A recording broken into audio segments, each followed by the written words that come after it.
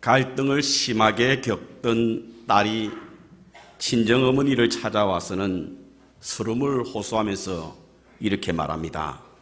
엄마, 에덴 동산을 왜 낙원이라 부르는지 알겠어요?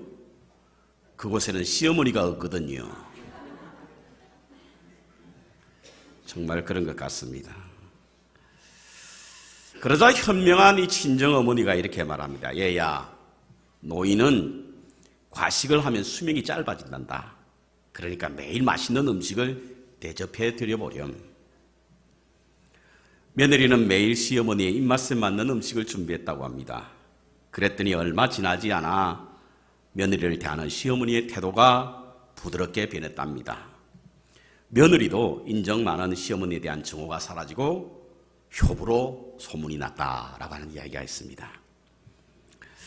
흔히들 오늘날 50대를 향하여 마지막 효도 세대다라고 하는 말을 듣습니다. 그 다음 세대는 효도를 기대할 수 없다라고 하는 뜻이죠. 이는 세상 문화가 그런 것 같습니다. 세상의 흐름이 그렇습니다. 그렇지만 믿음의 사람들은 세상 풍조를 따르는 것은 아니죠. 믿음의 사람들은 하나님의 말씀을 따르는 것입니다. 하나님이 정한 자식의 표준을 따르는 것이 믿음의 사람입니다. 지난주에 한국에서 오신 우리 한주 할아버지로부터 제가 물리치료를 좀 받았습니다. 평소에 왼쪽 어깨가 아파서 이렇게 높이 들거나 뒤로 틀면 매우 통증을 느꼈는데요. 장로님이 여러분들을 좀 만지고 나니까 훨씬 더 부드러워졌고 많이 나았습니다. 이 장로님은 한국에 여러분들도 아시는 그 노아노 목사님으로부터 배웠다고 하는데요. 평소에 당신이 마치 소리를 자르는 듯한 고통, 그것으로 아파했는데 그 목사님으로부터 나음을 얻고, 그래서 그 목사님부터 가르침을 받아서 지금은 필요하신 분들에게 도움을 좀 주고 있다라고 하는 말씀을 하셨습니다. 그런데 이분이 이제 말씀하시는 이 치료의 원리, 이것이 참으로 인상적으로 다가왔는데요. 우리가 보통 이 몸이 아프거나 뼈가 고통스러운 것은 바로 이 몸이 뒤틀렸기 때문이라고 하는 겁니다. 원래 하나님께서 만드신 그런 어떤 모양이 아니라 우리의 잘못된 앉는 습관이라든지 우리의 생활 태도로 말미암아 우리의 뼈가 이렇게 뒤틀렸다는 거예요. 그래서 그것을 바로 잡아주는 것이 이제 치료하는 방법인데, 그래서 그분은 치료한다고 그러지 않고 교정한다, 이런 말씀을 하더라고요. 그런데 굉장히 아픕니다, 여러분. 굉장히 아파요. 저희 교인 중에 한 분, 제가 이름을 말씀드릴 수는 없지만 그분은 아파가지고 받다가 중간에 잠시 쉬어야 될 만큼 아팠습니다. 왜 아픈가? 틀어진 것을 바로 고치기 때문에 아픕니다. 저는 그것을 보면서 이런 생각을 해보았습니다. 오늘날 우리 사회 질서가 무너지는 공동체 위기가 어디로부터 왔는가? 그것은 사회의 기초가 되는 어떤 가정의 붕괴로 말미암아 왔다고 보는데요. 가족 구성원들이, 우리의 가정이 하나님께서 정한 표준에서 뒤틀려져 있기 때문이라 그렇게 생각합니다. 하나님께서는 세상을 창조하시고 질서를 세우셨습니다. 그리고 그 세상을 아름답고 행복하게 만드셨습니다. 그 질서를 정하는 잣대를 만들어 주셨는데요. 그것이 바로 성경입니다. 그래서 성경을 우리는 캐논, 자라고 말합니다. 하나님이 정하신 표준이 된다는 이야기. 하나님이 정하신 표준. 하나님이 정하신 표준이 바로 하나님의 말씀입니다. 하나님의 자입니다. 그래서 우리는 하나님이 정하신 질서를 어디에서 배울 수 있느냐? 하나님의 말씀을 통해서 알 수가 있습니다. 그런데 하나님께서 정하신 표준에 뭐라고 말씀하고 있냐면 바로 자식에 대한 부모의 표준, 자식이 부모에 대하여 가져야 할 자세, 그것은 바로 부모를 공경하라 이겁니다. 부모를 공경하라. 부모를 공경하는 것이 하나님이 정한 자식의 표준입니다. 표준. 이 표준이 뒤틀리고 이 표준이 어긋나기 때문에 가정에 위기가 오고 사회 질서가 무너지게 됐다는 것입니다. 저는 오늘 이 부모를 공경하라고 하는 이 말씀을 좀 꼼꼼하게 되새기면서 그 내용 한 문장 한 문장을 한번 들어볼 텐데요. 주는 교훈이 매우 많이 있습니다. 먼저 공경해야 하는 부모는 어떤 부모인가? 공경해야 하는 부모는 어떤 부모인가? 본문에는 어떤 부모인지에 대해서 말씀하고 있지 않습니다. 그리고 성경 어디를 봐도 어떤 부모만 공경하라고 하는 말씀은 없습니다. 왜냐하면 부모는 하나님이 정해주신 것이기 때문에 그렇습니다. 여러분, 우리가 태어날 때 어디에서 어떤 부모 밑에서 태어나겠다고 생각하고 태어나신 분들이 혹시 계십니까? 우리의 선택 사항이 아닙니다. 우리의 선택과 의지와 상관없이 우리는 우리 부모 밑에서 태어났습니다. 그러므로 어떤 부모이든지 간에 그것은 하나님이 정하신 것이고, 그래서 우리는 부모를 공경해야 합니다. 지식의 유무, 재산의 많고 적음, 지위의 높고 낮음에 상관없이 하나님이 정하신 그 부모이기 때문에 우리는 부모이고 공경하라라고 말씀하고 있습니다. 이것이 바로 하나님이 정하신 표준이기 때문에 그렇습니다. 부모는 하나님의 권위를 대신하는 사람입니다. 그래서 종교개혁자 마틴 루터는요, 부모는 이 세상에서 하나님의 대리자다라고 말씀하셨습니다. 그렇게 불효는 하나님에 대한 도전이요, 하나님이 정한 인륜에 대한 파괴 행위입니다.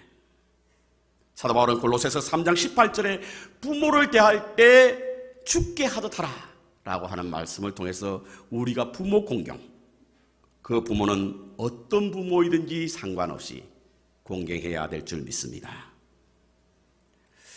그 다음으로 이 공경하라고 하는 말씀을 우리가 한번 보기를 원하는데요. 공경한다라고 하는 이 말의 히브리어 카바트라고 하는 말은 그 뜻이 무겁다라는 뜻입니다. 무겁다.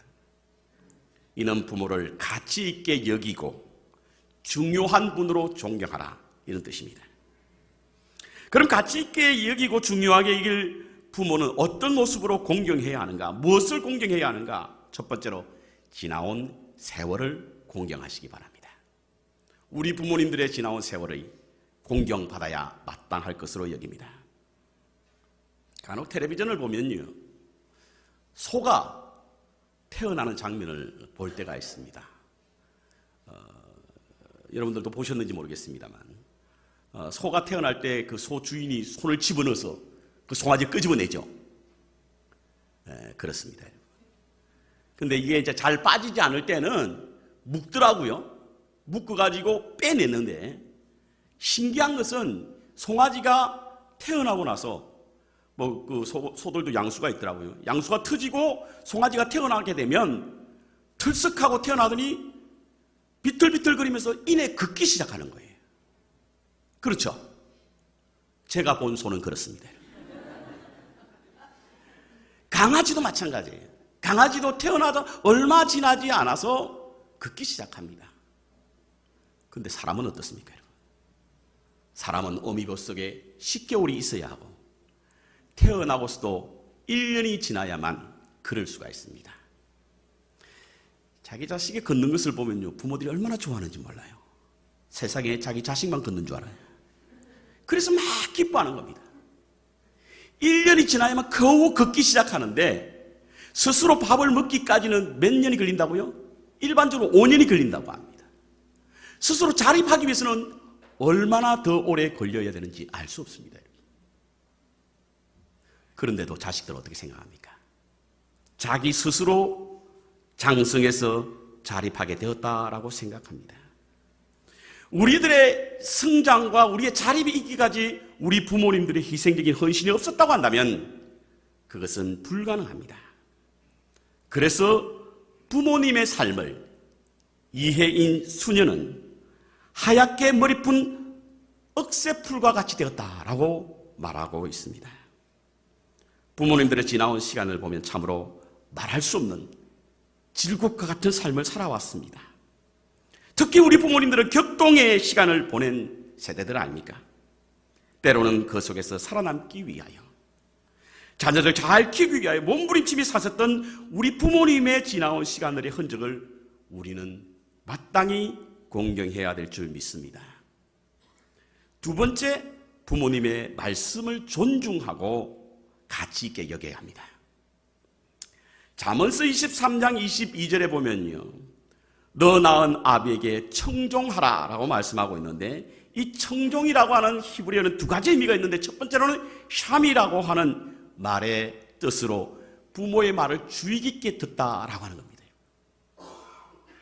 부모 공경은요, 부모님의 말씀에 주의 깊게 듣는 것에서부터 시작되는 줄 압니다. 부모 공경은 우리 부모님이 우리에게 하시는 말씀을 귀를 기울이고 듣는 것이 부모 공경의 시작입니다. 또 다른 의미는 바로 순종입니다. 순종. 청종하라고 하는 말은 바로 주의 깊게 듣는다는 것과 동시에 순종하라는 뜻입니다.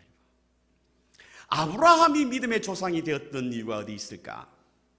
저는 그 가운데 하나, 이삭의 순종이 아브라함으로 말미암아 믿음의 조상이 되었다라고 믿습니다. 하나님께서 어느 날 100세 얻은 이삭에게 모리아산에 가서 그 아들을 제물로 바치라고 명령하지 않습니까? 불과 나무는 준비되었는데 번제물은 준비가 되지 않았단 말이에요. 그런데도 이삭은 아버지의 말에 주의 깊게 들었고 그 말에 순종하기 위해서 아버지를 따라 집을 났습니다. 3일 길을 갔다고 그러죠.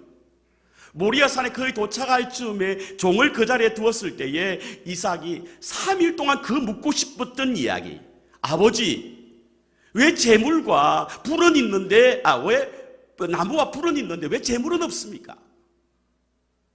그때 아브라함은 그 아들에게 하나님이 자기를 위하여 친히 준비하실 것이다 라고 하는 말을 합니다. 그리고는 함께 그 아버지와 함께 산에 오르지요. 그런데 느닷없이 아브라함이 이삭을 묵습니다. 번제 위에 올리는 거예요. 아니 아버지, 이것은 잘못되지 않았습니까? 하나님이 당신을 스스로를 위해서 준비했다고 하셨는데 왜 저를 번제물로 바치게 하십니까? 라고 하는 말을 한마디도 묻지 않으세요. 그저 아버지가 산 밑에서 하셨던 말씀, 하나님이 당신을 위하여 스스로 준비하셨을 것이다, 그 말만 순종한 거예요. 그 말만 믿은 겁니다. 정말 그 말대로 하나님은 친히 당신을 위하여 번제물을 준비하셨습니다. 그것이 여호와의 일이지 않습니까? 여러분? 아버지의 말씀에 공경하니 하나님이 번제물을 예비해 두신 줄 믿습니다. 우리의 인생의 길을 예비하실 때에 우리는 우리 부모님의 말씀에 공경하고 그 말씀을 주의 깊게 들으며 그리고 순종하게 될 때 하나님이 우리의 길을 예비해 주실 줄 믿습니다. 세 번째, 부모를 기쁘게 해드리는 것이 부모 공경입니다. 잠언서 22장 25절을 보십시오. 내 부모를 즐겁게 하며 너 낳은 어미를 기쁘게 하라. 공경은 부모님을 기쁘게 하는 겁니다. 우리 어머님이 무엇을 기뻐하십니까? 아마도 어머니들마다 기뻐하는 것이 조금 다를 것이라 여겨집니다. 그래서 우리는 우리 어머님이 기뻐하시는 것을 찾아야 합니다. 찾고 그것을 행해야 합니다. 그것이 바로 부모를 공경하는 일입니다. 저는 부모를 기쁘시게 하는 것 중에 하나가 뭐냐면 바로 부모를 잊지 않는 것이 부모를 기쁘게 하는 일이라 믿습니다. 한국에요, 독거 노인에게 통계 조사를 했답니다. 무엇이 가장 힘든가? 외로움이 가장 힘들다. 외로움이. 아무도 찾아와 주지 않는 외로움이 가장 견디기 힘든 것이라고 합니다. 우리는 우리 자녀 양육 때문에 우리 부모를 잊을 수가 있습니다. 잊는다라고 하는 것은 잃어버리는 것입니다. 송경수 씨가 엄마를 부탁해라는 책의 프롤로그에 보면 잊는 것은 잃어버리는 것이라고 하는데 부모를 잊지 않는 것이 부모를 공경하는 일이라 믿습니다. 저는 오늘 말씀의 제목을 나의 어머니라고 하는 제목을 세웠습니다. 저희 어머니에 관한 이야기를 좀 하기 위해서 이 말씀의 제목을 가지고 준비했습니다. 저는 돌아가신 어머니의 꿈을 자주 꿉니다. 천사 같은 환한 미소를 지으시고 예쁜 치마 저고리를 입으신 채 나타나셔서 저에게 손을 흔드시는 모습을 보면 깨어나서도 얼마나 기분이 좋은지 모릅니다. 그런데 언젠가는 꿈을 꾸고는 무척이나 많이 울었습니다. 얼마나 울었던지 깨어나 보니 베개가 흥건히 젖어 있었습니다. 아마도 그날은 무척이나 어머님이 그리웠던 것 같습니다. 저희 아버님은 제가 채 7살이 되기도 전에 돌아가셨습니다. 사인은 심장마비로 알고 있습니다.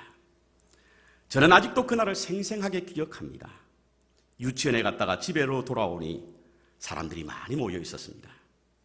학교에 있어야 할 큰 누이도 집에 있는 것입니다. 왜 그러냐고 물었더니 대답 대신에 동전 몇 개를 주면서 과자 사 먹고 오라라고 말씀했습니다. 그 동전을 들고 집 앞에 있는 가게 가서 알사탕 하나를 사가지고 왔습니다. 집에 들어드는 순간 갑자기 집안에 눈물바다가 되었습니다. 병원에 실려갔던 아버님의 시신이 군용 트럭에 실린 채 도착한 것입니다. 저는 영문도 모른 채 사탕을 물고 서 있었습니다. 죽음이라는 것을 몰랐던 나이였던지라 울지도 않고 그냥 가만히 멍하니 서 있었던 것으로 생각이 납니다. 위로 형님 둘, 누이 둘을 남겨놓고 아버님은 그날 그렇게 세상을 떠나신 것입니다. 아버님이 떠나시기 전까지 저희 집은 제법 넉넉하게 남부럽지 않는 삶을 살았던 집이었다고 합니다. 아버지는 대중가수로 활동하기도 하셨고 부업으로 식당 하나도 경영했습니다. 지방 중소도시에 위치하긴 했지만 7채의 집이 있었고 여러 가지 최신 가정 전자제품들이 다 갖추어져 있어 많은 사람들의 부러움을 산 행복이 넘치는 가정이었습니다. 하지만 불행은 예고도 없이 찾아온다고 미처 준비하지 못했던 갑작스런 아버지의 죽음으로 우리의 가정의 행복은 순식간에 날아갔습니다. 집안에는 웃음이 사라지고 그 자리에 한숨만 가득했습니다. 오로지 남편의 뒷바라지만 해오셨던 36세 젊은 여인에게 남겨진 철부지 5 남매는 너무 무거운 짐이었고 너무 가혹한 벌이었습니다. 아들 셋, 딸 둘을 한 방에 눕히고는 홀로 앉아서 어떻게 살아가야 할 것인가 생각하니 말문이 막히고 눈물만 흐르더랍니다. 한동안 시래에 빠져 아무것도 하실 수 없었던 어머님은 가세가 기울고 남편이 두고 간 재산이 하나둘씩 남의 손으로 넘어가게 될 때쯤에 어떻게든 살아야겠다는 생각에 살기 위한 몸부림을 시작했다고 합니다. 그때부터 어머님은 하지 않으시는 일이 없으셨습니다. 친척집의 식모살이에서부터 시장에서 생선과 과일 그리고 건어물을 닥친 대로 팔며 홀로 자식을 키워 나갔습니다. 추운 겨울에는 이불을 감싸고 모닥불에 의지한 채 지나는 손님들과 눈을 맞추려고 애쓰기도 하셨고 아들에게 당시 유행하던 호랑이 무늬가 담긴 겨울 코트를 사주기 위해서 밤이 늦도록 식모살이를 해야 했습니다. 어머님의 손은 언제나 터져 갈라져 있었고 그 고우시던 얼굴은 금세 시골장터 여느 안악과 다름없이 거칠어져만 갔습니다. 어머님은 자신의 정숙함을 자식을 위해 포기하셨고 자신의 우아함을 자식과 맞바꾸었습니다. 단 것은 뱉어서 자식에게 주시고는 기뻐하셨고 쓴 것은 그대로 삼키면서 싫어하지 않으셨습니다. 하루 종일 사람들 속에서 삶과의 사투를 벌이고는 몸과 마음이 만신창이가 되어 도무지 견딜 수 없게 되면 이웃 동네에 있는 친정집에 가서 어머니를 붙잡고 펑펑 울기도 많이 하셨다고 하니 누구의 말과 같이 엄마도 엄마가 필요했던 것 같았습니다. 우렁이 이야기가 있습니다. 우렁이는 제 몸에다가 알을 낳는다고 하는데요. 새끼들은 어머니의 살을 파먹으며 성장합니다. 어미 우렁이는 한 점의 살도 남김없이 새끼들에게 먹이를 주고 빈 껍데기가 되어 조용히 물에 떠내려 간다고 합니다. 그래서 우렁이의 어미는 새끼의 먹이라고 말합니다. 그리고 새끼들은 어미의 먹이를 먹고 자라나고 그래서 자식 안에 어머니가 있다라고 말합니다.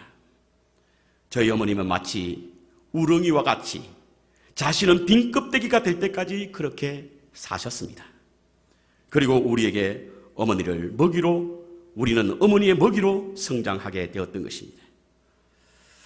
엄마를 부탁해라고 하는 책에서는 송경숙 씨가 이런 말을 씁니다. 어머님은 한 사람이 할 수 있는 일을 하면서 사신 것이 아니라 어머님이 할 수 없는 일까지 해내며 사셨기에 텅텅 비어갔던 것이다 라고 말합니다.